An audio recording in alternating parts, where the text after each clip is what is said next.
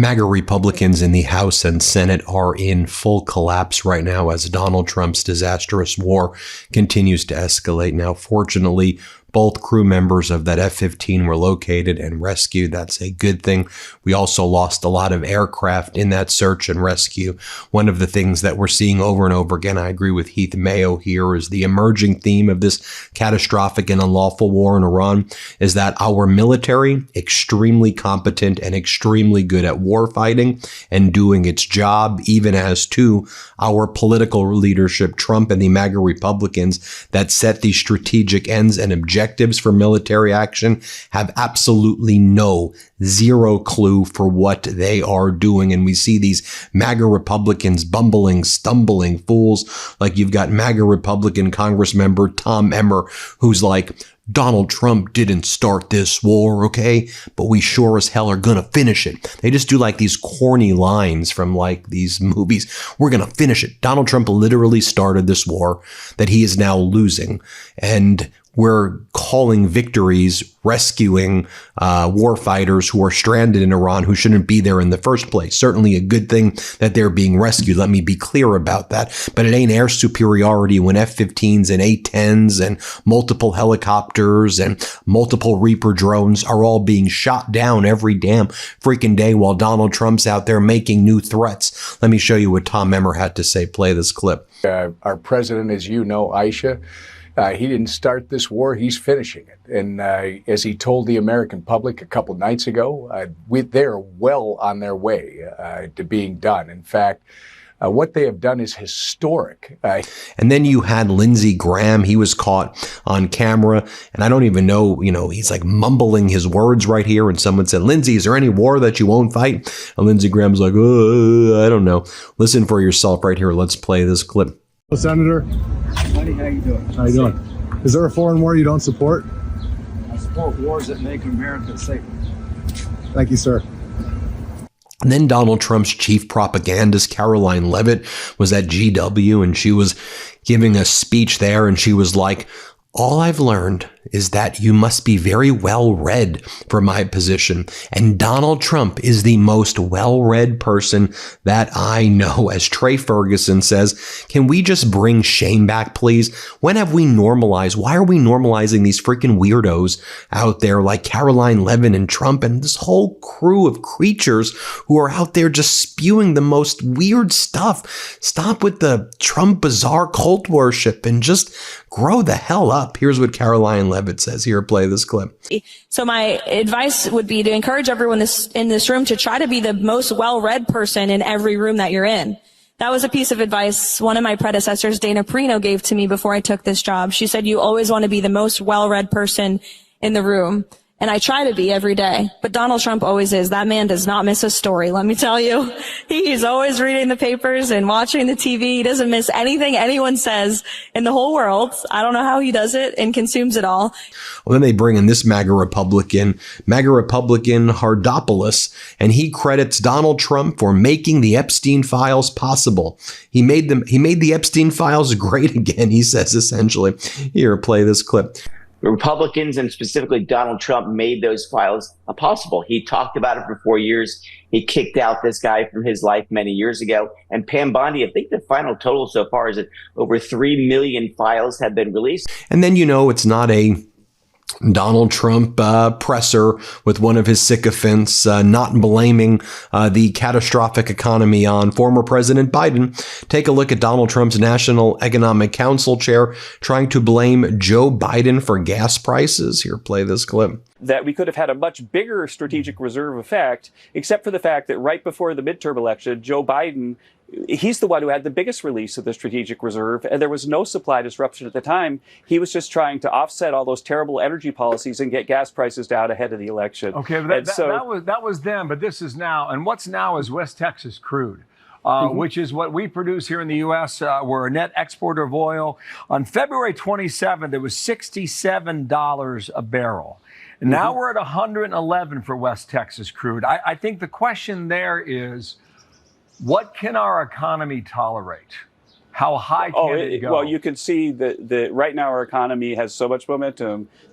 And by the way, what's up with these MAGA Republicans going to Disney World? Didn't they say that Disney World is too woke for them? Oh, they're not too woke for you anymore. You had Lindsey Graham playing with the little bubble maker thing, his little bubble wand. You had MAGA Republican Rick Scott, who's known for being involved in the largest criminal Medicaid and Medicare fraud in history before going into politics. He posts photos of himself. Hey, I'm at Disney World, everybody. Okay, dude, you think you're the main character? You know who the main character is? The American damn people are the main character. If y'all just want to be famous, I'm glad that TMZ is putting some of you on blast, because that's what you want to be, famous people. Like, what are you doing? Can we just focus on helping the American people who are psychologically tortured right now by this regime, who have their health care being ripped away, who have living paycheck to paycheck, if they're lucky enough to get a paycheck, who can't afford rent, who can't afford groceries, who can't afford gas, you know, whose lives and futures are being destroyed. And you're like, I'm at Disney, everybody.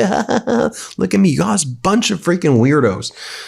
Sorry, going back to Kevin Hassett, Donald Trump's national economic advisor, even state regime media, which calls itself Fox, was fed up with the guy. And they were like, so you're just like, when are we going to see gas prices go down? Here, play this clip. Iran, let's look at gas prices right now. Here's where we are today. Top line is $4.09. You see where we were a year ago, $3.26. Maybe your forecast is the place to start here.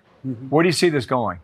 Well, you know, in the Trump White House, we always have our eyes on the horizon. President Trump has said that this is a temporary thing. And the markets now obviously agree. If you look at the jobs numbers today, if people thought this was going to be a long-term disruption, you would never see a job number like this. And so our expectation is that this is going to last just a little bit longer, and then things will get back to normal much faster than you could expect. And then, of course, as we head to the midterms, the MAGA Republicans like Tom Emmer have to just start using all their scare tactics. The Democrats are extreme, anarchist, Marxist, socialist, blah, blah, blah, blah. Anyway, play this clip. It's just because of extreme anarchist, Marxist, socialist base that Chuck Schumer has to deal with that he reneged on the deal. Yes. All right, I want to bring in right now the Democratic Minority Whip, someone who's just been absolutely incredible in organizing Dems and getting them to push back against the Trump regime. Let's bring in Democratic Congresswoman Katherine Clark from Massachusetts. I conducted this interview at the end of last week. Let's bring in Congresswoman Clark. Congresswoman Clark, great to see you as always. You know, there's this war spiraling out of control, escalating by the day, and then we're getting these cabinet meetings that I guess are modeled after The Apprentice, you know, deranged and contradictory statements every 24 hours about the shifting goals and objectives, and there doesn't seem to be really any. Americans are like, why are we there spending billions of dollars killing people when Americans are dying at home because we don't have health care, and our troops are dying out there, and this is crushing our economy, and people are feeling it at the pump, and they already couldn't afford things. And so what's going on here? I mean, what's happening? I mean, I've even seen that Republicans in Congress from the House Armed Services Committee and their leadership, they were calling out the Trump regime for these briefings and saying, we don't know what's going on ourselves.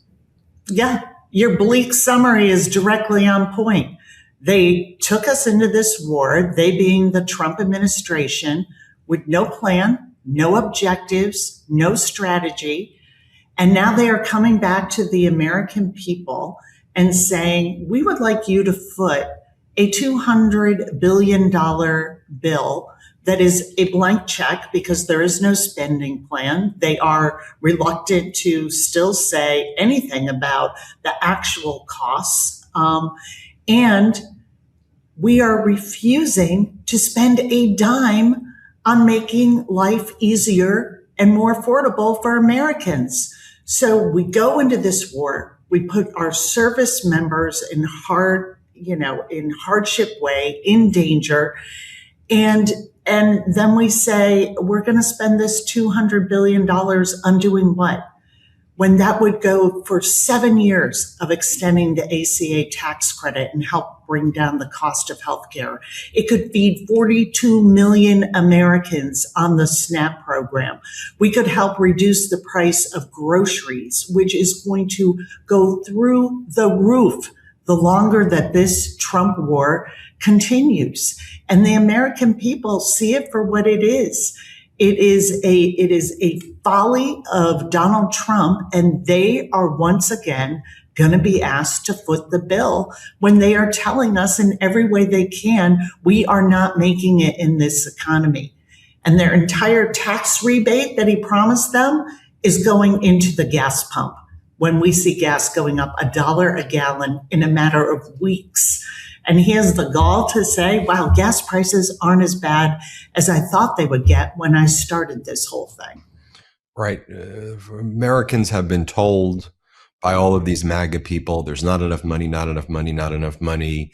We can't extend the Obamacare subsidies, not enough money. We have to shut down your rural hospitals and Medicaid, although they try to hide the Medicaid shutdowns after the midterms and then be like, but people see what's happening. But then it's like, all right, Iran, putting all this money into killing people out there. This is what we need to do, again, the American people are like, it's so flagrant and so obvious. And then when, to your point, when Donald Trump's like, and I call it an excursion, like as though this is some, as though this is this dystopia. I mentioned The Apprentice because I feel like we're extras in this dystopian reality show, and we're these non-consensual extras who, and everyday Trump and this regime, they wake up and they think this is a movie script, and you have real things going down with geopolitical implications. I think to myself, this is the history that's being written about our country right now. Like it's just That's right. pains me right now. No, it is so painful. And not only are we stuck in his production of what he thinks is some sort of war video game that's going on. It's unbelievable what they're putting out at the White House. It is a total betrayal of what he told people. I'm going to come into office and I am going to do 3 fundamental things. I'm going to lower your costs. I'm going to release the Epstein files, and I will not get us into a new war. And all of this feeds into the theme. It's all about self-enrichment. It's all about enriching his billionaire friends and the billionaire class. And it's all about covering up their crimes in order for them to continue to work to enrich Trump and his family. And the American people see it for what it is. And yet my colleagues here in Congress, my Republican colleagues, could stop this at any time. He chooses chaos and they choose undying loyalty to him. I simply don't understand it. Do they not go home and talk to people? Do they not see what is going on? How can this continue to be the case where we need 3 Republicans to come and say, we will stop this war until we get answers? And as you said at the top, we have the chairman of the Armed Services Committee saying, I'm not getting answers.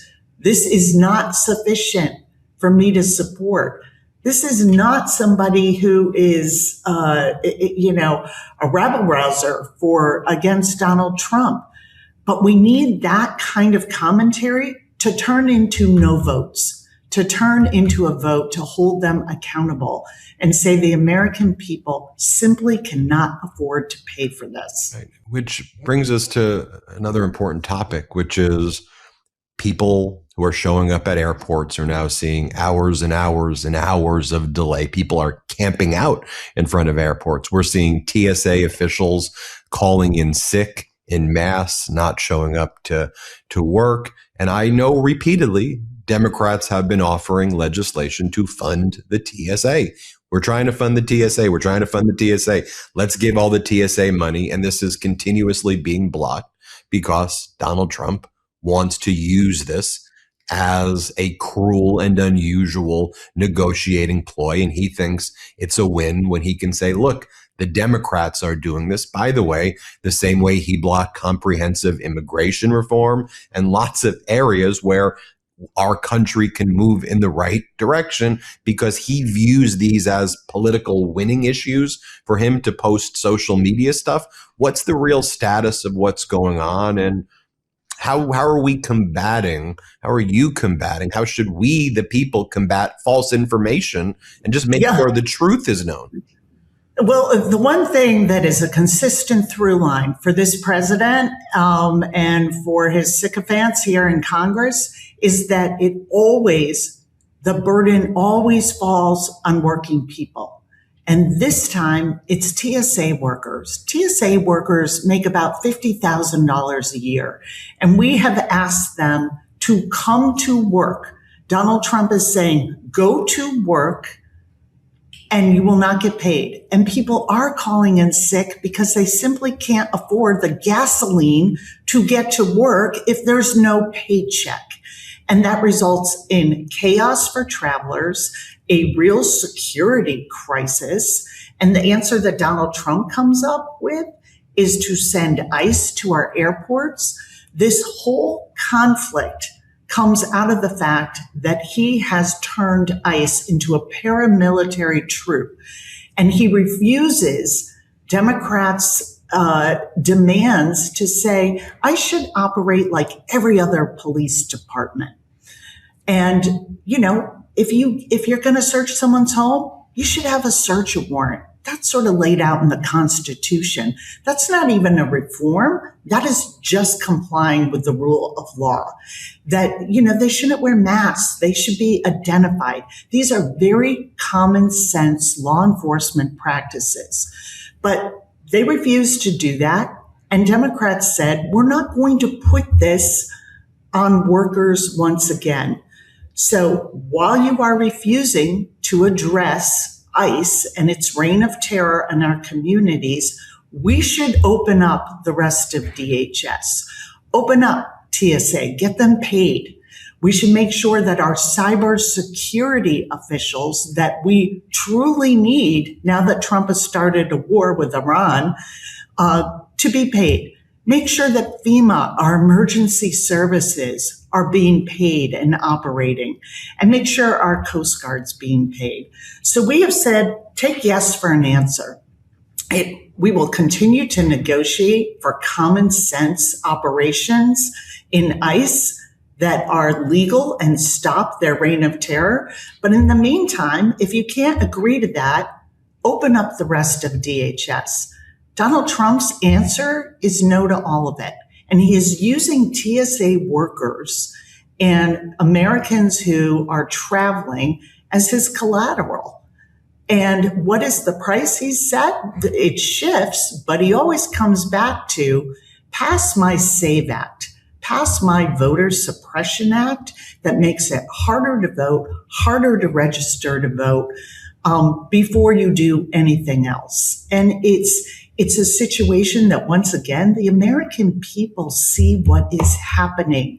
And it is why Donald Trump's numbers and approval numbers are tumbling. But again, this is up to Republicans in Congress. You can choose Donald Trump and continue to do that and punish TSA workers, or you can take yes for an answer and open up every other part of DHS. Congresswoman Clark, Democratic Whip, thanks for joining us as always. Always great to have you on the program. Thanks, Ben. Everybody hit subscribe. Let's get to 7 million subscribers. Want to stay plugged in? Become a subscriber to our Substack at MeidasPlus.com. You'll get daily recaps from Ron Filipkowski, ad-free episodes of our podcast, and more exclusive content only available at MeidasPlus.com.